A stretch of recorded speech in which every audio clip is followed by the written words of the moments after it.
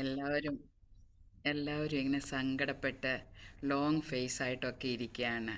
നമ്മൾ ദൈവസന്നിധി ഇരിക്കുകയാണ്. ദൈവസന്നിധിയിലെ സന്തോഷമാണ് നമ്മുടെ ബലമില്ലേ. നമ്മൾ ഒരാളുടെ ദുഃഖം ഒരാളോട് പറഞ്ഞാൽ ഇന്ന് നമ്മൾ ദുഃഖം പറഞ്ഞുകൊണ്ടിരിക്കത്തേ ഉള്ളൂ, നമ്മുടെ കണ്ണുനീര് തോരില്ല. പക്ഷേ എനിക്കിപ്പം കരച്ചിലൊന്നും വരുന്നില്ല കേട്ടോ. കാരണം കരഞ്ഞ് നമ്മൾ മടുത്തോരാ. ഇപ്പം ഞാൻ ദൈവത്തിൽ സന്തോഷിക്കുകയാണ്. ദൈവം ഓരോ സഹോദരിമാരെയും ബലപ്പെടുത്തട്ടെ. നമുക്ക് പ്രാർത്ഥിക്കാം. പരിശുദ്ധ കർത്താവെ, ഞങ്ങൾ തിരുമുഖത്തേക്ക് നോക്കുന്നു. കർത്താവെ, ഞങ്ങൾ ഒരുമിച്ച് കൂടിയിരിക്കുന്ന കർത്താവ് ഞങ്ങളെ ഉള്ള അവസ്ഥ അറിയുന്ന ദൈവമാണ്. മനുഷ്യൻ പുറമേ ഉള്ളത് കാണുന്നു, ദൈവമോ ഞങ്ങളുടെ ഹൃദയങ്ങളെ അറിയുന്ന ദൈവമാണ്. ഇന്ന് വൈകിയ സമയം കർത്താവെ, ഈ സൂം പ്ലാറ്റ്ഫോമിൽ ജോയിൻ ചെയ്തിരിക്കുന്ന ഓരോരുത്തരെയും തിരുക്കരങ്ങളിൽ വെക്കുന്നു. കർത്താവെ, ഓരോരുത്തർക്കും വേണ്ടുന്ന ആശ്വാസം പകരുന്ന കർത്താവ്. മനുഷ്യരുടെ വാക്കുകൾ മാറിപ്പോകുമ്പോൾ എൻ്റെ ദൈവത്തിൻ്റെ കർത്താവെ കരം ഞങ്ങളോട് കൂടെയുള്ളതിനാൽ സ്തോത്രം. അങ്ങ് ഞങ്ങളെ അമ്മ ആശ്വസിപ്പിക്കും പോലെ ആശ്വസിപ്പിക്കുന്ന കർത്താവാണ്. ഓരോരുത്തരെയും ഏൽപ്പിക്കുന്ന ഒരു ഹൃദയഭാരത്തെ കർത്താവ് എടുത്തു മാറ്റണമേ കർത്താവെ. ദൈവം ഞങ്ങളുടെ സഹായകനായി. അങ്ങറിയാതെ ഞങ്ങളുടെ തലയിലെ ഒരു മുടി പോലും കൊഴിഞ്ഞു പോയിട്ടില്ല, കൊഴിയുകയുമില്ല. അത് ഞങ്ങൾ പൂർണ്ണമായി വിശ്വസിക്കുന്നു. കർത്താവെ, ഞങ്ങളുടെ ഓരോ ഭാരങ്ങളും അറിയുന്ന ദൈവം, ഇന്ന് വൈകിയ സമയം എല്ലാവരെയും അങ്ങയുടെ ആത്മാവിൻ്റെ ശക്തിയാൽ ബലത്തോടിരിപ്പാൻ കൃപ നൽകണമെന്ന് പ്രാർത്ഥിക്കുന്നു കർത്താവെ. ദൈവകരങ്ങളിൽ ഏൽപ്പിക്കുന്നു. ഇന്നത്തെ മീറ്റിങ്ങിന് ഇത്രത്തോളം അനുഗ്രഹിച്ചല്ലോ. വചനം അങ്ങയുടേത് കർത്താവെ. ആകാത്ത ഒരു വാക്കുകളോ എൻ്റെ നാവിന്മേൽ വരുവാൻ അനുവദിക്കല്ലേ കർത്താവെ. അങ്ങ് ഉപയോഗിക്കുന്ന ഉപകരണങ്ങളായി തീരുവാൻ ഞങ്ങളെ ഏൽപ്പിക്കുന്നു. മഹത്വം അങ്ങേക്ക് യേശുക്രിസ്തു മുഖാന്തരം ചോദിക്കുന്നു. കൃപ തോന്നി കേൾക്കണം സ്വർഗീയ നല്ല പിതാവേ. ആമേൻ, ആമേൻ. ഞാൻ ആദ്യം മെസ്സേജ് പറയുന്നതിനിപ്പുറം ഞാൻ കഴിഞ്ഞ ദിവസമല്ല, ഞാൻ പലപ്പോഴും 10-15 പ്രാവശ്യം ഒരു ദൈവദാസിൻ്റെ ഒരു മെസ്സേജിന് ഞാൻ റിപ്പീറ്റ് ചെയ്ത് കേൾക്കുന്ന ഒരാളാണ്. അപ്പം ആ ദൈവദാസിൻ്റെ ഒരു മെസ്സേജിൽ അദ്ദേഹം ഇങ്ങനെ ഒരു കഥ പറയുന്നുണ്ട്. അപ്പം നമ്മളെല്ലാവരും ഇതിൽ പലരും അത് കേട്ടിട്ടുണ്ടാകും. പക്ഷേ ഞാൻ ദിവസവും ഈ കഥ എന്നോട് തന്നെ പറയും. കാരണം എനിക്കൊരു ബലത്തിന് കാരണമായി തരാൻ. അദ്ദേഹം പറയുന്ന ഒരു കഥ ഇങ്ങനെയാണ്. 2 സഹോദരന്മാരുണ്ടായിരുന്നു. അവർ രണ്ടുപേരും നല്ലോണം പെയിൻറ്റിങ് ചെയ്യുന്നവരാണ്. അപ്പം അനിയൻ നല്ല സ്മാർട്ടാണ്. അതിനകത്ത് എന്ത് പെയിൻറ്റിങ് ജോലി കൊടുത്താലും പുള്ളി പെട്ടെന്ന് ഫിനിഷ് ചെയ്യും. അങ്ങനെ രണ്ടുപേരുടെ നല്ലൊരു പെയിൻറ്റിങ് ചെയ്യുക. അപ്പോൾ ഇവർ രണ്ടുപേരും ഡിവൈഡ് ചെയ്തു. 2 പേർക്കും ഓരോ ഭാഗങ്ങൾ കൊടുത്ത് ഈ പെയിൻറ്റിങ് ഫിനിഷാക്കാൻ വേണ്ടി. അപ്പം അനിയന് ഇത് നല്ല ഭംഗിയായിട്ട് അദ്ദേഹത്തിൻ്റെ ഭാഗം ക്ലിയറാക്കി ഫിനിഷ് ചെയ്തിട്ട്, ചേട്ടൻ അപ്പോഴും ഇങ്ങനെ ഡ്രോയിങ് തുടരുന്നതേ ഉള്ളൂ. അപ്പോൾ ഈ അനിയൻ ഇത് കണ്ടിട്ട് തൻ്റെ ഈ വർക്കിനെ നോക്കിക്കൊണ്ട് അദ്ദേഹം ഇങ്ങനെ തന്നെത്താൻ പറയുമോ, ഞാനിങ്ങനെ ചെയ്തല്ലോ, ഇതിനെ ഇങ്ങനെ സന്തോഷിച്ച് ഒരു ബിൽഡിങ്ങിൻ്റെ മുകളിലുള്ള ഒരു ബോർഡിലായിരുന്നു ഇത് ചെയ്തുകൊണ്ടിരുന്നത്. അപ്പോൾ ഈ അനിയൻ ഇങ്ങനെ ഇതിങ്ങനെ സന്തോഷിച്ച് നോക്കി പുറകോട്ട് പോവുക. ഇങ്ങനെ പുറകോട്ട് പോയി അദ്ദേഹം ആ ഒരു ബിൽഡിങ്ങിൻ്റെ ആ എൻഡിലെത്താറായപ്പോഴാണ് പെട്ടെന്ന് ചേട്ടൻ മുകളിൽ നിന്ന് ഇങ്ങനെ നോക്കിയപ്പോൾ അനിയൻ ഇത് നോക്കി സന്തോഷിച്ച് പുറകോട്ട് പോകുന്ന കണ്ടു. അപ്പോൾ ഈ ചേട്ടൻ്റെ കയ്യിലിരുന്ന പെയിൻറ്റിൻ്റെ ആ ഒരു പാത്രം ഫുൾ പെയിൻറ്റോട് കൂടി അനിയൻ്റെ പെയിൻറ്റിങ്ങിലേക്ക് അങ്ങ് ഒഴിച്ചു. അപ്പോൾ ഈ അനിയന് ഓടി മുമ്പോട്ട് വന്നിട്ട് ഈ ചേട്ടൻ്റെ അടുത്ത് വഴക്കൂടി. അപ്പോൾ ഈ ചേട്ടൻ പറഞ്ഞു, ഒരു സ്റ്റെപ്പ് കൂടെ വെച്ചാൽ നീ പുറകോട്ടാ. നിൻ്റെ പെയിൻറ്റിങ് അല്ല എനിക്ക് വലുത്, നീയാ എനിക്ക് വലുത്. ഞാനിത് പറയുമ്പോൾ ദൈവമക്കളെ, നമ്മുടെ ജീവിതത്തിൽ വന്നത് കർത്താവിൻ്റെ ഒരു ഉദ്ദേശപ്രകാരമാണ്. ഓക്കെ, നമ്മുടെ മക്കളോ നമ്മുടെ പ്രിയപ്പെട്ടവരോ ആരാണേലും അവർ നിത്യതയിലുണ്ട്. നമ്മൾ നിത്യതയിലേക്കാണ് പോക്കില്ലയോ? കഴിഞ്ഞ ദിവസം ആരോ പ്രസംഗിക്കുന്നതായിട്ട് നിത്യത മാത്രം പ്രസംഗിച്ചാൽ പോരാന്ന്. ഇല്ല, നിത്യത മാത്രമാണ് നമ്മുടെ ലക്ഷ്യം. ഈ മീൻസ് കർത്താവും അത് മാത്രമേ ഉദ്ദേശിച്ചിട്ടുള്ളൂ കേട്ടോ. നമ്മുടെ പെയിൻറ്റിങ് അല്ല വലിയത്, നമ്മൾ മുൻകൂട്ടി കണ്ടത് ചിലത്. ഞാൻ എന്നോട് തന്നെയാണ് പറയുന്നത് കേട്ടോ. കാരണം എല്ലാം പെർഫെക്റ്റ്, എല്ലാം നല്ലത്, എല്ലാം ഉണ്ട്. അതിൽ നമ്മളും ഞാൻ ഉള്ളം കൊണ്ട് അഹങ്കരിച്ചിട്ടുണ്ടാകും. പക്ഷേ കർത്താവ് ചിന്തിച്ച് നിത്യതയിൽ എത്തണം. ജെനി എത്തണം, ബ്ലെസ്സി എത്തണം, സോഫിയാൻ്റെ എത്തണം, മറിയാമ്മയാൻ്റെ എത്തണം. ഇതിലുള്ള ഓരോരുത്തരും എത്തിയേ ഒക്കത്തുള്ളൂ കേട്ടോ. അപ്പം ഇപ്പം നമുക്ക് സങ്കടമൊക്കെ ഉണ്ട്, ശരിയാ. പക്ഷേ ഈ സങ്കടത്തിൻ്റെ മീതെ പകരുന്ന ഒരു ദൈവകൃപ ദിവസവും അനുഭവിക്കുന്നുണ്ടല്ലേ. ദിവസവും എന്ന് പറയാൻ പറ്റത്തില്ല, ഓരോ സെക്കൻഡും അനുഭവിക്കുന്നുണ്ട്. ഞാൻ പറയുന്നു ഒരു കാരണം നമ്മൾ ഒരിക്കലും എന്നെ ഇപ്പം ബ്ലസ്സി സിസ്റ്റർ പറഞ്ഞ പോലെ കുറച്ച് കഴിയുമ്പം മറക്കത്തില്ല കേട്ടോ, മറക്കത്തില്ല. ദിവസവും പെയിൻ കൂടുമല്ലാണ്ട് മറക്കത്തില്ല. എൻ്റെ ജോയിൽ പോയിട്ട് ഏപ്രിൽ 10 വർഷമാകുന്നു. ഞാൻ മറക്കല്ല, ഓരോ ദിവസവും കൂടുതൽ ഓർക്കുക ചെയ്യുന്നത്. നമ്മുടെ പെയിൻ കൂടും, പക്ഷേ ആ പെയിനെ കവർ ചെയ്യുന്ന ഒരു ദൈവശക്തി. എന്താ കൊരിന്ത്യരിൽ പറയുന്നത്, ഞങ്ങൾ ഇടുങ്ങിയിരിക്കുന്നു, പക്ഷെ നമ്മളാരും വീണു പോയവരാ, പക്ഷെ നമ്മളാരും നിലം പരിചായിട്ടില്ല. കർത്താവിൻ്റെ കരം നമ്മളെ പിടിച്ചുയർത്തി നിൽക്കുകയാണ്. പലർക്കും ഒരു അത്ഭുത വിഷയമായിട്ട് ഈ ഹോപ്പ്ഫുൾ മിനിസ്ട്രി തന്നെ ഇതൊരു അത്ഭുതമല്ലേ? എന്തിനാ സോഫിയാൻ്റെ ഇത് ഇങ്ങനെ തുടങ്ങിയേക്കുന്നത്? ഇങ്ങനെയുള്ളവരെ കൂട്ടിച്ചേർക്കാൻ, ഇങ്ങനെയുള്ളവരെ ആശ്വസിപ്പിക്കാൻ. അതുകൊണ്ട് അന്യോന്യം നമുക്ക് ആശ്വസിപ്പിക്കാം. നമ്മൾ കരയല്ല കേട്ടോ, മനുഷ്യരുടെ മുമ്പിൽ നമ്മൾ കരയണം. നമ്മുടെ ഏറ്റവും എപ്പോഴും നമ്മൾ കരയുന്നവരാ, പക്ഷെ മനുഷ്യരുടെ മുമ്പിൽ ദൈവത്തിൻ്റെ നാമം മഹത്വപ്പെടുവാൻ ഇടയാകണം. ഈ ദിവസങ്ങളിൽ കർത്താവിൻ്റെ വൻ കരം നമ്മളോട് കൂടെയിരിക്കും. അപ്പം ഞാൻ ഈ സ്റ്റോറി ഇങ്ങനെ ഇടയ്ക്കിടയ്ക്ക് ഈ ദൈവദാസം പറഞ്ഞത് ഇങ്ങനെ ഇടയ്ക്കിടയ്ക്ക് ഇങ്ങനെ ഇട്ടിട്ട് ഞാൻ കർത്താവിനോട് പറയും, കർത്താവ് എന്നോട് ക്ഷമിക്കണം. യെസ് ലോർഡ്, കർത്താവ് എനിക്കറിയാം ഒരു നിത്യതയില്ല, ഞങ്ങളെ വിട്ടുപോയവരും ഞങ്ങളും എത്തുന്ന ഒരു നിത്യതയുണ്ട്. അത് നിത്യയുഗമായില്ലേ, ഒരിക്കലും തീരാത്ത നിത്യനാട്ടിലേക്കാണ് നമ്മുടെ യാത്ര. അതുകൊണ്ട് ദൈവദാസിമാരെ, നമ്മുടെ സങ്കടങ്ങളൊക്കെ മാറുന്ന ദിവസം ഏറ്റവും ആസന്നമായിരിക്കുകയാണ്. അതാണല്ലോ ഓരോന്നും വിളിച്ചറിയിക്കുന്നത്.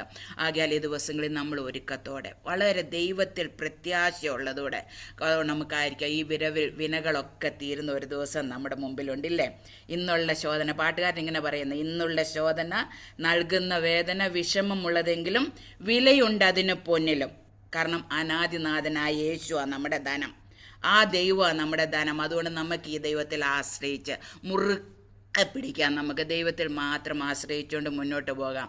ഇന്നലെ ഷേർലി എന്നോട് പറഞ്ഞു, ചേച്ചി ദൈവവചനം പ്രസംഗിക്കണമെന്നൊക്കെ പറഞ്ഞു. അപ്പം ഞാൻ അങ്ങനെ ഒന്നും പ്രിപ്പയർഡ് ഒന്നും അല്ല. പക്ഷേ എപ്പോഴും ഞാൻ ഇന്നലെ സോഫി ആൻറ്റി മെസ്സേജ് അയച്ചപ്പോൾ ഓർത്തു, ആക്ച്വലി മൺഡേ 3:30 ഞാൻ പലപ്പോഴും ജോയിൻ ചെയ്യാറുണ്ടെങ്കിലും വീഡിയോ ഓണാക്കാത്ത ഭയങ്കര ഉറക്കം വരുന്ന ഒരു സമയമായത്. ലഞ്ച് കഴിഞ്ഞ് ഉറങ്ങിപ്പോകും, അതുകൊണ്ടാണ് പലപ്പോഴും. പക്ഷേ ഇന്നിപ്പം ഞങ്ങളുടെ ചർച്ചിൻ്റെ ഫാസ്റ്റിംഗ് പ്രെയർ നടക്കുക. അപ്പോൾ ഉടനെ ഇനിയും ഒരു 1 hour കഴിയുമ്പോൾ ഫാസ്റ്റിംഗ് പ്രെയറിന് പോകണം. അപ്പം ഇങ്ങനെ നമ്മൾ കഴിഞ്ഞ ദിവസങ്ങളിൽ ദൈവം എന്നെ ബലപ്പെടുത്തിയ ഒരു വചനം ഷെയർ ചെയ്യുക. കാരണം എനിക്ക് ഇതിനകത്ത് വലിയ പ്രസംഗിക്കാൻ കഴിവില്ല, ഞാൻ ബൈബിൾ സ്കൂളിൽ പഠിച്ചിട്ടില്ല, അങ്ങനെ ഒന്നുമില്ല. എങ്കിലും കഴിഞ്ഞ ദിവസം ഞാനിങ്ങനെ കുറച്ച് ദൈവസന്ധിയിലിരുന്നപ്പം ദൈവം എന്നെ ബലപ്പെടുത്തിയ ഒരു വചനം ഒരല്പം നിമിഷം നിങ്ങളുടെ മുമ്പിൽ ഷെയർ ചെയ്യാൻ ആഗ്രഹിക്കുന്നു. ഐശയ്യ ചാപ്റ്റർ 41 വേഴ്സ് 10 and 11. യെശയ്യാവിൻ്റെ പുസ്തകം 41-ാമത്തെ അധ്യായം 10ഉം 11. നീ ഭയപ്പെടേണ്ട, ഞാൻ നിന്നോട് കൂടെയുണ്ട്. ഭ്രമിച്ചു നോക്കേണ്ട, ഞാൻ നിന്റെ ദൈവമാകുന്നു. ഞാൻ നിന്നെ ശക്തീകരിക്കും, ഞാൻ നിന്നെ സഹായിക്കും. എൻ്റെ നീതിയുള്ള വലങ്കൈ കൊണ്ട് ഞാൻ നിന്നെ താങ്ങും. നിന്നോട് കോപിച്ചിരിക്കുന്ന എല്ലാവരും ലജ്ജിച്ച് അമ്പരന്ന് പോകും. നിന്നോട് വിവാദിക്കുന്നവർ നശിച്ച് ഇല്ലാതെയാകും. അതിൻ്റെ മുൻപിലും പുറകിലും ഒക്കെ ഒത്തിരി കാര്യമുണ്ട്. പക്ഷേ ഇവിടെ ഞാൻ ഇങ്ങനെ ഒരു വിഷയത്തിൽ ഇങ്ങനെ ഭാരപ്പെട്ടിരുന്നപ്പോഴും ദൈവം എന്നെ പറഞ്ഞു, എൻ്റെ വലങ്കൈ നിന്നെ താങ്ങിയിരിക്കുകയാണ്. എനിക്ക് ആ കർത്താവിൻ്റെ വലങ്കയുടെ ആ വീര്യപ്രവർത്തികളെ ഞാനിങ്ങനെ ചിന്തിക്കാൻ തുടങ്ങി. ഞാൻ ഇങ്ങനെ അത് കഴിഞ്ഞപ്പം തൊട്ട് അതിൻ്റെ പല മെസ്സേജസും, കർത്താവിൻ്റെ കരം നമ്മളോട് കൂടെ ഉണ്ടെങ്കിൽ എന്തൊക്കെ നമുക്ക് ചെയ്യാൻ പറ്റും. ഇവിടെ കർത്താവ് പറയുന്നത്, എൻ്റെ നീതിയുള്ള വലങ്കൈ കൊണ്ട് ഞാൻ നിന്നെ താങ്ങും. എൻ്റെ നീതിയുള്ള വലങ്കൈ കൊണ്ട് കർത്താവ് നമ്മളെ താങ്ങിയിരിക്കുകയാണെങ്കിൽ നമ്മൾ ശക്തിയുള്ളവരല്ലേ. ദൈവത്തിൻ്റെ പവർ നമ്മളിലേക്ക് വന്നിരിക്കുകയാണ്. കാരണം നിങ്ങൾ ഒരിക്കലും ചിന്തിക്കരുത് ഒരു ബ്ലെസ്സിങ്ങിൻ്റെ ഇത് മെസ്സേജ് പറഞ്ഞു. പക്ഷേ ദൈവം ഈ ദിവസങ്ങളിൽ എന്നോട് പറഞ്ഞു, ഞാൻ ചില വിഷയങ്ങളിൽ ഭാരപ്പെടുമ്പോൾ കർത്താവ് പറഞ്ഞു, ഞാൻ നിന്നെ ശക്തീകരിക്കും, ഞാൻ നിന്നെ താങ്ങും. ഈ ലോകത്തിൻ്റെ ഉടയവനായ കർത്താവ് എൻ്റെ കരം പിടിച്ചിട്ട് പറയുകയാണ്, ഞാൻ നിൻ്റെ കരത്തിൽ പിടിച്ചിരിക്കുക. നീ എന്തിനാ പേടിക്കുന്നത്? നീ എന്തിനാ ഭാരപ്പെടുന്നത്? ഞാൻ നിന്നെ ശക്തീകരിക്കുന്ന ദൈവമാണ്. അപ്പം ഞാൻ ഇങ്ങനെ ബൈബിളിൽ കൂടെ ഇങ്ങനെ പലയിടത്തും ഇങ്ങനെ ചിന്തിച്ചു കർത്താവിൻ്റെ വലങ്കൈ നമ്മളെ ഒന്ന് പിടിച്ചാൽ, കർത്താവിൻ്റെ കരം നമ്മുടെ മേലൊന്ന് വന്നാൽ നമുക്ക് ഈ വചനപ്രകാരം എന്തൊക്കെ ചെയ്യാൻ പറ്റും. കർത്താവിൻ്റെ വലങ്കൈ നമ്മളെ ഒന്ന് പിടിക്കുക. നമ്മളൊന്ന് നോക്കുമ്പോൾ എസെക്കിയേലിൻ്റെ പുസ്തകം 37-ാം അധ്യായം,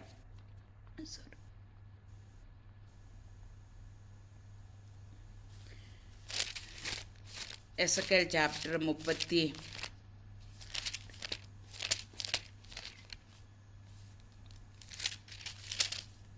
37 അധ്യായം നമ്മൾ തുടങ്ങുമ്പം കാണുന്നുണ്ട്, യഹോവയുടെ കൈ എൻ്റെ മേൽ വന്നു. വന്ന് യഹോവയുടെ ആത്മാവിൽ എന്നെ പുറപ്പെടുവിച്ച് താഴ്വരയുടെ നടുവിൽ നിർത്തി. അത് അസ്ഥികൾ കൊണ്ട് നിറഞ്ഞിരുന്നില്ലേ. യഹോവയുടെ കരം നിന്നപ്പോൾ എസെക്കിയേൽ പ്രവാചകനെ കൊണ്ട് നിർത്തിയത് എവിടാ? അസ്ഥി താഴ്വരയല്ല കൊണ്ട് നിർത്തിയത്, ഇല്ലേ.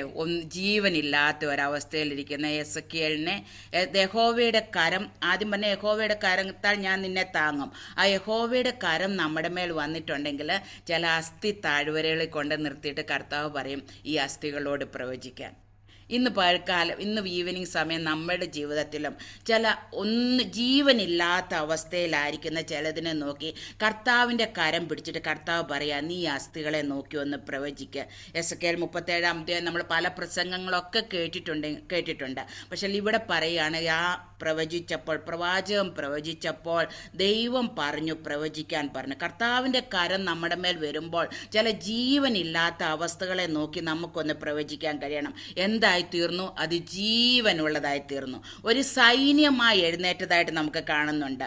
ഇന്ന് നമ്മൾ വൈകിയ സമയം നമ്മൾ ഭാരപ്പെടുന്ന ചില വിഷയങ്ങളുടെ മേൽ നമ്മുടെ ദൈവത്തിൻ്റെ ആ ഒരു ശക്തി നമ്മുടെ മേൽ വന്നാൽ നമ്മൾ ഇതിനെയൊക്കെ ഒന്ന് നോക്കി ഒന്ന് പ്രവചിക്കണം കേട്ടോ. നമ്മുടെ ജീവിതത്തിലുള്ള ചില ദുഃഖങ്ങളെ നോക്കി പ്രവചിക്കുമ്പോൾ ഇതൊരു ജീവനുള്ളതായിത്തീരും, നിത്യജീവനുള്ളതായിത്തീരും. നമുക്കതുകൊണ്ട് ഇന്ന് വൈകിയ സമയം ഈ എസെക്കിയേൽ പ്രവചിച്ച പോലെ ബാക്കിയുള്ളതെല്ലാം കർത്താവ് ചെയ്യും. ദൈവം പറഞ്ഞ ഇത്ര മാത്രമേ ഉള്ളൂ, നീ ഈ അസ്ഥികളോട് പ്രവചിക്കുക എന്ന് പറഞ്ഞു. അപ്പോൾ ദൈവത്തിൻ്റെ കരം നമ്മുടെ മേൽ വന്നാൽ, ദൈവത്തിൻ്റെ അനോയിൻറ്റിങ്, ദൈവത്തിൻ്റെ അഭിഷേകം നമ്മുടെ മേൽ വന്നാൽ, ചില മരിച്ചിരിക്കുന്ന അവസ്ഥകളെ പ്രവചിച്ചാൽ ഇന്ന് വൈകിയ സമയം ഈ വചനപ്രകാരം പറയുന്നു അത് ജീവനുള്ളതായിത്തീരും. നമ്മുടെ ജീവിതത്തിൽ മരിച്ചിരിക്കുന്ന അവസ്ഥകൾ ഒന്നും നമ്മൾ നോക്കുമ്പോൾ ഒന്നും കാണുന്നുണ്ടാകത്തില്ല.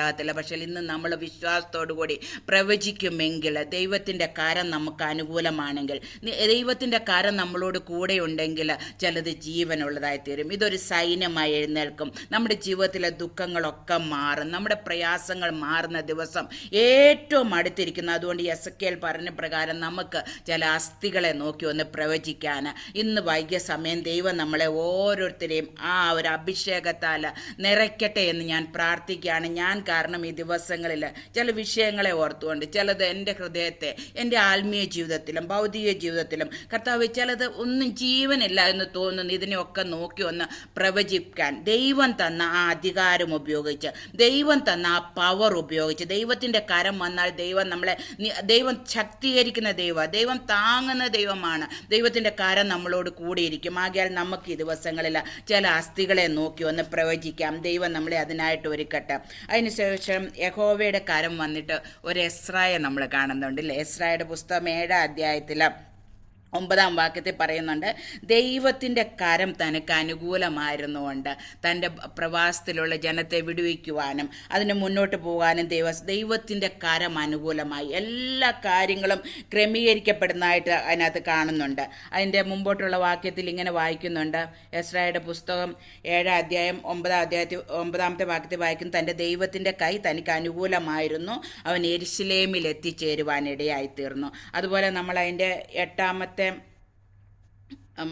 അതിൻ്റെ മുമ്പോട്ടുള്ള പല വാക്യത്തിൽ അതിൻ്റെ 8 അധ്യായത്തിൻ്റെ 22 വാക്യം 23 വായിക്കുന്നുണ്ട്, ഞങ്ങളുടെ ദൈവത്തിൻ്റെ കൈ അവനെ അന്വേഷിക്കുന്ന ഏവർക്കും അനുകൂലമായും അവനെ ഉപേക്ഷിക്കുന്ന ഏവർക്കും പ്രതികൂലമായിരിക്കുന്നു എന്ന് ഞങ്ങൾ രാജാവിനോട് പറഞ്ഞിരുന്നുകൊണ്ട് വഴിയിൽ ശത്രുവിൻ്റെ നേരെ ഞങ്ങൾക്ക് തുണയായിരിക്കേണ്ടതിന് പടയാളികളെയും കുതിരച്ചേവകരെയും രാജാവിനോട് ചോദിപ്പാൻ ഞാൻ ലജ്ജിച്ചു. ദൈവത്തിൻ്റെ കരം നമുക്ക് അനുകൂലമാണെന്ന് നമ്മൾ പറയുന്നുവെങ്കിൽ നമ്മൾ ലോക മനുഷ്യരിൽ ആശ്രയിക്കേണ്ട ഇല്ലേ? എസ്രാ അതാ പറയുന്നത്, ഞാൻ വേറൊന്നിനെ ചോദിച്ചില്ല, അതിനൊന്നും ചോദിച്ചില്ല, കാരണം ഞാൻ പിന്നെ പ്രാർത്ഥിച്ചേ ഉള്ളൂ. എൻ്റെ ദൈവത്തിൻ്റെ കരം അനുകൂലമാണെന്ന് ഞാൻ രാജാവിനോട് പറഞ്ഞു. പിന്നെ രാജാവിൻ്റെ ഹെൽപ്പ് എന്തിനാ? ദൈവമക്കളെ, നമ്മളും അതുകൊണ്ട് ഇന്ന് കാലം പറയേണ്ടത്, എൻ്റെ ദൈവം എന്നെ ശക്തീകരിക്കും. ദൈവത്തിൻ്റെ കരം എനിക്ക് അനുകൂലമായി. ഈ ലോകത്തിലുള്ള മനുഷ്യരിൽ ആശ്രയിക്കുന്നതിനേക്കാൾ യഹോവയിൽ ആശ്രയിക്കുന്ന നല്ലത്. നമ്മൾ ഏർപ്പെടുന്ന ഏത് വിഷയങ്ങളാണെങ്കിലും ഇന്ന് ദൈവത്തിൻ്റെ കരം അനുകൂലമാണെങ്കിൽ മനുഷ്യ സഹായം നമുക്ക് ആവശ്യമില്ല. ദൈവം എല്ലാ കാര്യങ്ങളും അതിൻ്റെ നിറപടിയായി നിറവേറ്റി തരും. ആ ഇസ്രായേൽ മുമ്പോട്ടുള്ള കാര്യങ്ങളെ ഓരോ കാര്യങ്ങളും ക്രമീകരിച്ചു പോകുന്നതായിട്ട് നമ്മൾ കാണുന്നു. അപ്പോൾ ദൈവത്തിൻ്റെ കരം, ആദ്യം നമ്മൾ യെശയ്യാവിൽ വായിച്ചതാണ്, ദൈവത്തിൻ്റെ കരം എന്നോട് പറയുകയാണ്, ഞാൻ നിന്നെ ശക്തീകരിക്കും, ഞാൻ നിന്നെ താങ്ങും, ഞാൻ എൻ്റെ വലങ്കൈ കൊണ്ട് നിന്നെ വിടുവിക്കുമെന്ന് പറഞ്ഞ ദൈവം ഇന്ന് പൽക്കാലം നമ്മളോട് പറയാണ്, ദൈവത്തിൻ്റെ കരം നമുക്ക് അനുകൂലമാകട്ടോ. ഈ ലോകത്തിലുള്ള എല്ലാ കരങ്ങളും മാഞ്ഞു പോകും, എല്ലാ പ്രതീക്ഷകളും മറ്റുപോകും. പക്ഷേ എൻ്റെ ദൈവം പറഞ്ഞിട്ടുണ്ട്, ഞാൻ നിന്നെ ഒരു നാളും കൈവിടത്തില്ല, ഞാൻ നിന്നെ ഒരു നാളും ഉപേക്ഷിക്കത്തില്ലെന്ന് പറഞ്ഞ കർത്താവ് നമ്മളോട് കൂടെ ഉള്ളത്. ആ ദൈവത്തിൻ്റെ കരം നമുക്ക് അനുകൂലമാണെങ്കിൽ നമ്മുടെ ഈ അടിമത്തത്തിൽ നിന്നും നമ്മുടെ ഈ ഭാരങ്ങളിൽ നിന്നും നമ്മളെ ആ നിത്യ വീട്ടിലേക്ക് എത്തുവാൻ ദൈവം അതുവരെ നമ്മളെ കരം പിടിച്ചു വഴി നടത്തും. വഴിയിൽ നമ്മൾ തളർന്നു പോകുവാൻ ഒരിക്കലും ഇടയാകത്തില്ല. അതുപോലെ നമ്മൾ നെഹമ്യാവിൽ കാണുന്നുണ്ട്. നെഹമ്യാവ് ആലയം പണിയെ ഓർത്ത് വളരെ ഭാരപ്പെട്ടുകൊണ്ടിരുന്നു. ആലയം പണി പൂർത്തീകരിപ്പാൻ നെഹമ്യാവ് പറയുന്നുണ്ട്, എൻ്റെ ദൈവത്തിൻ്റെ കരം എന്നോട് കൂടെയുണ്ട്. ഇല്ലേ, ദൈവത്തിൻ്റെ കരമുള്ളതുകൊണ്ട് ഞാൻ പണിയും. അവിടെ ആരൊക്കെ എതിർത്ത് നിന്നാലും ഈ ദിവസങ്ങളിൽ നമ്മൾ ഈ ദിവസങ്ങളിൽ പ്രാർത്ഥിക്കേണ്ടത് മാത്രമാണ്. ഈ ലോകത്തിൻ്റെ പോക്ക് കാണുമ്പോൾ, ദൈവജനത്തിനെതിരെയുള്ള പ്രവൃത്തികൾ കാണുമ്പോൾ നമ്മൾ ഒന്ന് മാത്രം പ്രാർത്ഥിച്ചാൽ മതി, കർത്താവേ ദൈവത്തിൻ്റെ കരം ഞങ്ങളോട് കൂടിയിരിക്കണം. അങ്ങനെയെങ്കിൽ ആലയത്തിൻ്റെ ഇടിവുകളെ നികപ്പാൻ ദൈവം നമ്മളെ ശക്തീകരിക്കും. അതിന് ശക്തരായവരെ ദൈവം എഴുന്നേൽപ്പിക്കും. ഇന്ന് നമ്മൾ നോക്കുമ്പോൾ ലോകത്തിൽ പല വിധത്തിലുള്ള പ്രശ്നങ്ങളും പ്രതികൂലങ്ങളും ഒക്കെ കാണുമ്പോൾ നമ്മൾ ഈ ദിവസങ്ങളിൽ പ്രാർത്ഥിക്കേണ്ടത് ഒരു കാര്യം മാത്രം, ദൈവത്തിൻ്റെ കരം നമുക്ക് അനുകൂലമാണെങ്കിൽ, ദൈവത്തിൻ്റെ കരം നമ്മളോട് കൂടെ ഉണ്ടെങ്കിൽ ദൈവം വൻ കാര്യങ്ങളെ ചെയ്യുവാൻ ഇടയായിത്തീരും. നമ്മൾ അപ്പോസ്തല പ്രവൃത്തിയിൽ നമ്മൾ യോഹന്നാനെയും പത്രോസിനെയും കാണുന്നുണ്ട്. ദൈവത്തിൻ്റെ കരം അവരോട് കൂടെ ഇരുന്നപ്പോൾ അനേകരും മാനസാന്തരപ്പെട്ട് ദൈവസന്ധിയിൽ ചേരുവാനിടയായി, അനേക വീര്യപ്രവർത്തികൾ നടക്കുവാനിടയായി. അതുകൊണ്ട് ഈ ദിവസങ്ങളിൽ ഇവിടെ ശുശ്രൂഷ ചെയ്യുന്ന ദൈവദാസിമാരുണ്ട്, പലയിടങ്ങളിൽ ശുശ്രൂഷ ചെയ്യുന്ന ദൈവദാസന്മാരുണ്ടാകും. അവിടെയെല്ലാം ദൈവപ്രവൃത്തിയും അനേകർ ദൈവസന്ധിയിൽ കടന്നു വരണമെങ്കിൽ ഈ ദിവസങ്ങളിൽ ദൈവത്തിൻ്റെ കരമാവേണ്ടത്. അവിടെ എല്ലാം ദൈവത്തിൻ്റെ കരമാ ചലിക്കേണ്ടത്. അതുകൊണ്ട് ഈ ദിവസങ്ങളിൽ നമ്മളുടെ മഹത്വമോ നമ്മളുടെ പേരോ അല്ല വരേണ്ടത്, ദൈവനാമം മഹത്വം എടുക്കണം. ഏത് ശുശ്രൂഷകളിൽ വന്നു നിന്നാലും എവിടെയെല്ലാം നമ്മൾ പ്രവർത്തിച്ചാലും അവിടെയെല്ലാം ദൈവത്തിൻ്റെ കരം, ദൈവത്തിൻ്റെ കരം ഒന്ന് ഉയർന്നിരിക്കുന്ന കരം, യഹോവയുടെ കരം ഉയർന്നിരിക്കുന്ന കരമാണ്. യഹോവയുടെ കരം വീര്യം പ്രവർത്തിക്കുന്ന കരമാണ്. യഹോവയുടെ കരം മോശയോടെ ചേർന്ന് നിന്നുകൊണ്ടാണ് ആ ചെങ്കടലിനെ വിവാഹിപ്പാൻ എടുത്തത്. അവൻ്റെ വല്ലഭത്വമുള്ള കരം മോശയുടെ കരത്തിലുണ്ടായിരുന്നെന്നാണ് പറഞ്ഞത്. നമ്മുടെ മുമ്പിലുള്ള ചെങ്കടൽ സമാനമായ വിഷയങ്ങളാണെങ്കിലും നമ്മളെ ഭാരപ്പെടുത്തുന്നത് ജീവനില്ലാത്ത അവസ്ഥകളാണെങ്കിലും ഇന്ന് വൈകിയ സമയം ദൈവം നമ്മളോട് പറയാണ്, നീ ഇതിനെയൊക്കെ ഒന്ന് നോക്കി യഹോവയുടെ കരപ്രകാരം ദൈവത്തിൻ്റെ കരം നമ്മളോട് കൂടെ ഉണ്ടെങ്കിൽ ഇന്ന് അസാധ്യമായിട്ടൊന്നുമില്ല. ദൈവമക്കളെ, ഇതൊരിക്കലും ഒരു വേൾഡ്ലി ബ്ലെസ്സിങ്ങോ നമ്മുടെ ഒരു എല്ലാം നമുക്ക് വേണം. പക്ഷെ നമ്മൾ അതിലുപരിയായി ഒരു സ്പിരിച്വലി ദിവസങ്ങളിൽ ചില ജീവിതങ്ങളെ ദൈവം അനോയിൻറ്റ് ചെയ്യണം. നമ്മളെ എല്ലാം ഈ ദുഃഖം ഞാൻ എപ്പോഴും ഓർക്കും. എന്നോടൊരു ദൈവദാസൻ, എൻ്റെ ജോയലിൻ്റെ ഇത് കഴിഞ്ഞപ്പോൾ എന്നോടൊരു ദൈവദാസൻ പറഞ്ഞു, മോളെ ഈ ദുഃഖം നീ നിന്നെ തന്നെ താഴ്ത്താനല്ല, ദൈവനാമത്തിൻ്റെ പുകഴ്ചയ്ക്ക് നിനക്ക് എന്തായി തീരാൻ പറ്റുമെന്ന് നീ ഒന്ന് ദൈവസന്ധിയിൽ ഇരുന്ന് ചോദിക്കണം. ഞാൻ ദൈവത്തോട് ചോദിച്ചു, കർത്താവേ എന്നെ ഇതിൽ കൂടെ കടത്തി വിട്ടെങ്കിൽ എൻ്റെ ദൈവത്തിനൊരു ഉദ്ദേശമുണ്ട് ഇല്ലയോ, അനേകരെ എൻകറേജ് ചെയ്യുവാൻ. ഇതിലുള്ള ഓരോ ദൈവദാസിമാരെ നമ്മൾ കഴിഞ്ഞ ദിവസം ഞാനിങ്ങനെ ഒരാളുടെ ഒരു കോട്ട് വായിക്കാനിടയായി. നമ്മുടെ ഷൂ ലൂസാന്ന് ടൈറ്റ് ആക്കാൻ പറയണമെങ്കിൽ അവർ ആ ഷൂവിൽ നടന്നു നോക്കണമില്ലേ. അങ്ങനെ നമ്മൾ ഇതിലുള്ള മിക്കവാറും പേരും നമ്മൾ ഈ ഷൂയിൽ കൂടെ നടന്നു വരാം. ഇതിൻ്റെ വേദന എന്താണെന്ന് നമുക്കറിയാം. അങ്ങനെയുള്ള വേദനയുള്ളവരോട് നമ്മൾ ചെന്ന് പറയുമ്പോഴുണ്ടല്ലോ അവർക്കൊരാശ്വാസം വരുമെന്നേ. അതുകൊണ്ട് അവിടെയെല്ലാം ദൈവനാമം മഹത്വം എടുക്കുന്നത്. ഇങ്ങനെ ഒരു ഹോപ്പ്ഫുൾ മിനിസ്ട്രി കൂടെ ദൈവനാമം മഹത്വം എടുക്കുന്നത്. അന്ത്യകാലത്ത് കർത്താവിൻ്റെ വരവ് താമസിക്കുന്നെങ്കിൽ ഇതൊരു ടീമായിട്ട് പ്രവർത്തിക്കണം. ദൈവത്തിൻ്റെ കരം അവിടെ ഉയർന്നിരിക്കണം, നമ്മുടെ ആരുടെയും പേരല്ല. നമ്മൾ ഈ ദിവസങ്ങളിലായിരിക്കുന്നുവെങ്കിൽ നമ്മൾ ഈ ദിവസങ്ങളിൽ ചിലതിനെ നോക്കി പ്രവചിക്കണം. കർത്താവ് ചിലതിനെ നോക്കി പ്രവചിക്കാൻ പറഞ്ഞുവെങ്കിൽ നമ്മുടെ ജീവിതത്തിൽ തന്നെ ആകട്ടെ. ചിലത് ഇന്ന് ജീവനില്ലാത്തതായിട്ടുണ്ടെങ്കിൽ നോക്കി പ്രവചിക്കുക. ദൈവം നമ്മുടെ മേൽ അധികാരം തന്നു, അതിന് പുറത്ത് ആരും വരേണ്ട കാര്യമല്ല. ഈ ദിവസങ്ങളിൽ ഞാനിത് പ്രാക്ടീസ് ചെയ്യുക. കർത്താവെ ചിലതിനെ നോക്കി, ചില ജീവനില്ലാത്ത അവസ്ഥകളെ നോക്കി, കർത്താവെ എൻ്റെ ആത്മീയ ജീവിതത്തിൽ തന്നെ ജീവനുള്ളവരായി തീരുവാൻ നമ്മളെ ദൈവം ഇടയാക്കണം. ആകയാൽ ദൈവത്തിൻ്റെ കരം നമുക്ക് അനുകൂലമായിരിക്കുന്നുണ്ട് കേട്ടോ. അതുകൊണ്ട് നമ്മൾ എബേസ് പ്രാർത്ഥിച്ച പോലെ നമുക്കൊന്ന് പ്രാർത്ഥിക്കാം. കർത്താവെ നിൻ്റെ കൈ എന്നോട് കൂടിയിരിക്കണം, അത് മാത്രം മതി. എന്ത് ഭാരമോ എന്ത് പ്രയാസമുള്ള യേശപ്പച്ച എന്നെ കൈവിടല്ല. ഞാൻ ഇടയ്ക്കിടയ്ക്ക് എൻ്റെ കർത്താവിനോട് പറയുന്ന ഒറ്റ ഒരു കാര്യം, എൻ്റെ അപ്പ എന്നെ കൈവിടല്ല. അങ്ങ് കൈവിടുവാനുള്ള കാരണങ്ങൾ എൻ്റെ ജീവിതത്തിൽ വരുവാനിടയാകല്ല. ഗിദെയോൻ ചോദിക്കുന്നുണ്ട്, ദൈവം നമ്മളോട് കൂടെ ഉണ്ടെങ്കിൽ ഇങ്ങനെയൊക്കെ സംഭവിക്കും. ഇതൊക്കെ മനുഷ്യർ ചോദിക്കും നമ്മളോട് കേട്ടോ. ദൈവം നിങ്ങളോട് കൂടെയുണ്ട്, നിങ്ങൾ ഭയങ്കര പ്രാർത്ഥനക്കാരാ, എന്താ എങ്ങനെ സംഭവിച്ചത്? അതിനൊന്നും ഉത്തരം പറയേണ്ട കാര്യമില്ല. കർത്താവ് ദൈവം നമ്മളോട് കൂടെയുണ്ട്, നമ്മൾ പരാക്രമശാലികളാ. ദൈവം നമ്മളോട് കൂടെയുണ്ട്. ഗിദെയോൻ ചോദിച്ചപ്പോൾ ഇതൊക്കെ സംഭവിക്കുമോ? യെസ്, പലതും അതെല്ലാം ദൈവ നിശ്ചയമാ. ഒന്നല്ലെങ്കിൽ നമ്മളെ ഒരു പൊന്നുപോലെ പുറത്തു കൊണ്ടുവരുക കർത്താവ്, ഇല്ലയോ? നമ്മളൊക്കെ ഒത്തിരി മാറിയില്ലയോ? നമ്മുടെ പലതും കൊണ്ട് നമ്മൾ ഒത്തിരി മാറില്ല. യെസ്, ഞാൻ മാറി കേട്ടോ. എൻ്റെ ഒത്തിരി സ്വഭാവങ്ങൾ ഇപ്പം എന്തോ പറയുന്നത്, ഈ ലോകത്തിലെല്ലാം ഉള്ളത് ചപ്പൊന്നും ചവറൊന്നും എണ്ണുവാൻ പൗലോസ് പറയും പ്രകാരം ആ മുമ്പിലുള്ള ലാക്കിലേക്കൊന്ന് ഓടുവാൻ. ഞാൻ പിടിച്ചു എന്നല്ല, പിടിക്കാമോ എന്ന് വെച്ചുകൊണ്ട് നമ്മൾ ഈ ദിവസങ്ങളിൽ ഓടുക. കർത്താവെ നഷ്ടപ്പെട്ടു പോകല്ല. അപ്പോൾ എൻ്റെ യേശുവിനോട് പറഞ്ഞാൽ മതി, അപ്പാ നിന്റെ കരം എന്നെ വിടല്ലേ കർത്താവെ, നിന്റെ കരം എന്നെ ഒന്ന് മുറുകെ പിടിക്കണം. നമുക്ക് ആ മാറിടത്തിൽ നമുക്കൊന്ന് ചാരണം, ആ ഒരു ആശ്വാസം നമ്മൾ പ്രാപിക്കണം. അതുകൊണ്ട് ഇന്ന് വൈകിയ സമയം എന്നെ കഴിഞ്ഞ ദിവസങ്ങളിൽ, കാരണം ഞാനിങ്ങനെ വചനം ഇങ്ങനെ വായിച്ചു പോകുമ്പം ഒത്തിരി ഇങ്ങനെ കുറിച്ച് വെക്കാറുണ്ട്. പക്ഷേ ഇന്നലെ ഷേർലി പറഞ്ഞപ്പം തൊട്ട് ഞാൻ ഓർത്തു, കർത്താവ് എന്ത് പറയാം, അപ്പോൾ ഈ ഒരു വചനം തന്നെ. കാരണം എൻ്റെ നീതിയുള്ള വലങ്കരം കൊണ്ട് ഞാൻ നിന്നെ താങ്ങും, ഞാൻ നിന്നെ ശക്തീകരിക്കും. ഇന്നത്തെ ദുഃഖമൊക്കെ മാറി നമ്മളവരെ നല്ല ഉറപ്പുള്ളവരായി തീരട്ടെ. ദൈവകൃപയിൽ നമുക്കൊന്ന് ഏറ്റെടുക്കാം. നമ്മളെല്ലാം ബലഹീനരാണ്, പക്ഷേ ദൈവത്തിൻ്റെ കരം നമ്മളോട് കൂടെയുണ്ടെങ്കിൽ എബ്ബേസ് പ്രാർത്ഥിച്ച പ്രകാരം നമുക്ക് പ്രാർത്ഥിക്കാം. നിന്റെ കരം എന്നോട് കൂടെ ഇരിക്കണം, നീ എൻ്റെ അതിരിനെ ഒന്ന് വിസ്തീർണമാക്കണം. ഈ ദിവസങ്ങളിൽ നമുക്കിതൊന്ന് പ്രാർത്ഥിക്കാം. കർത്താവെ, ഞങ്ങൾ ഇടുങ്ങിയിരിക്കുന്നെങ്കിലും നിന്റെ ബലം ഞങ്ങൾക്ക് ആവശ്യമാണ്. അങ്ങയുടെ കൃപ ഞങ്ങളുടെ മേലൊന്ന് പറയണം, അത്യന്ത കൃപ. ആകയാൽ ഇന്ന് വൈകിയ സമയം ഒറ്റയൊരു വാക്യമേ എനിക്ക് പറയാനുള്ളൂ, യഹോവയുടെ കരം നമ്മളോട് കൂടെയുണ്ട്. യഹോവയുടെ കരം നമ്മളെ ശക്തീകരിക്കുന്ന കരമാണ്. യഹോവയുടെ കരം നമ്മളെ ബലപ്പെടുത്തുന്ന കരമാണ്. ആകയാൽ ഈ ദിവസങ്ങളിൽ നമ്മൾ ഉറപ്പുള്ളവരായി ധൈര്യമുള്ളവരായി ദൈവസന്നിധിയിലായിരിക്കാൻ ദൈവം നമ്മളെ സഹായിക്കട്ടെ. ഒത്തിരി വാക്യങ്ങളുണ്ട്. യഹോവയുടെ കരം കൂടി യഹോവയുടെ കരം ശക്തീകരിക്കുന്ന കരമാണ്. അങ്ങനെ ഒത്തിരി ഉണ്ട്. ഇസ്രായേൽ മക്കളെ വിടുവിച്ചപ്പോൾ യഹോവയുടെ കരം കൂടിയിരുന്നു. അങ്ങനെ ഒത്തിരി വാക്യങ്ങൾ നമ്മൾ കാണുന്നുണ്ട്. എന്നാൽ അതിൻ്റെ മീൻസ് ഐശ്യ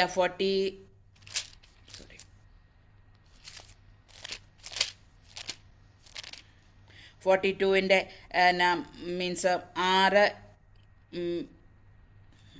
42-ൻ്റെ 5-ാമത്തെ വാക്യം തൊട്ട്, ആകാശത്തെ സൃഷ്ടിച്ചു വിരിക്കുകയും ഭൂമിയെയും അതിലെ ഉൽപ്പന്നങ്ങളെയും പരത്തുകയും അതിലെ ജനത്തിന് ശ്വാസത്തെയും അതിൽ നടക്കുന്നവർക്ക് പ്രാണനെയും കൊടുക്കുകയും ചെയ്ത യഹോവയായ ദൈവം ഇപ്രകാരം അരുളി ചെയ്യുന്നു, കുരുട്ട് കണ്ണുകളെ തുറപ്പാനും ബദ്ധന്മാരെ കുണ്ടറയിൽ നിന്നും അന്ധകാരത്തിലിരിക്കുന്നവരെ കാരാഗൃഹത്തിൽ വിടുവിപ്പാനും യഹോവയായ ഞാൻ നിന്നെ നീതിയോടെ വിളിച്ചിരിക്കുന്നു. ഞാൻ നിന്റെ കൈ പിടിച്ച് നിന്നെ കാക്കും, നിന്നെ ജനത്തിൻ്റെ നിയമവും ജാതികൾക്ക് പ്രകാശവുമാക്കി വെക്കും. ദൈവം നമ്മളോട് ഇന്ന് പൽക്കാലം പറയാം, ഞാൻ നിന്നെ കരം പിടിച്ച് താങ്ങും. അനേകർ ചിലർ ഇരുട്ടിലിരിക്കുന്നവരെ ഒന്ന് വിടുവിപ്പാൻ, ചില കുരുട്ട് കണ്ണുകളെ തുറപ്പാൻ, ഈ ദിവസങ്ങളിൽ ഈ ലോകത്തിൽ ഒരു വെളിച്ചമായിരിക്കാൻ. നമ്മുടെ ആയുസ് അത്രയും നമുക്കറിയില്ല. ഓരോ ദിവസവും നമ്മൾ പ്രതികൂലത്തിൽ കൂടെ കടന്നു പോകുന്ന അനേകരെ കാണുന്നുണ്ട്. അവരുടെ മധ്യത്തിൽ കർത്താവെ എന്നെ ഒന്ന് ദൈവത്തിൻ്റെ നാമമഹത്വത്തിനായി ജീവിപ്പാൻ ദൈവം നമ്മളെ ഓരോരുത്തരെയും സഹായിക്കട്ടെ. അതിനായി ദൈവം നമ്മളെ ഒരുക്കട്ടെ. ദൈവം ഇത്രത്തോളം നമ്മളെ സഹായിച്ചല്ലോ. ആകിയാൽ യഹോവയുടെ കരം നമ്മളോട് കൂടെയുണ്ട്. അതൊരു അഷ്വറൻസ് കേട്ടോ. ദൈവം നമ്മളെ ശക്തീകരിക്കും, നമ്മളെ ബലപ്പെടുത്തും. ദൈവത്തിൻ്റെ കരത്തിൻ്റെ ആ വല്ലഭത്വമുള്ള മഹിമ കാണുവാൻ ഈ ദിവസങ്ങളിൽ സഹായിക്കട്ടെ. ദൈവകൃപ നമ്മളോട് കൂടിയിരിക്കട്ടെ. മോർത്ത് പ്രാർത്ഥിക്കണം. ഇങ്ങനെ ഒരു സാവകാശം ഒരുക്കി തന്ന ഈ ഹോപ്പ്ഫുൾ മിനിസ്ട്രിയിലെ സോഫിയ ആൻറ്റിക്കും ഷേർലിക്കും എല്ലാം നന്ദി പറയുന്നു. വീണ്ടും ദൈവകൃപയിൽ ആശ്രയിച്ചുകൊണ്ട് മുന്നോട്ട് പോകുവാൻ ദൈവം നമ്മളെ സഹായിക്കട്ടെ എന്ന് പറഞ്ഞുകൊണ്ട് എൻ്റെ വാക്കുകളെ നിർത്തുന്നു. God bless you.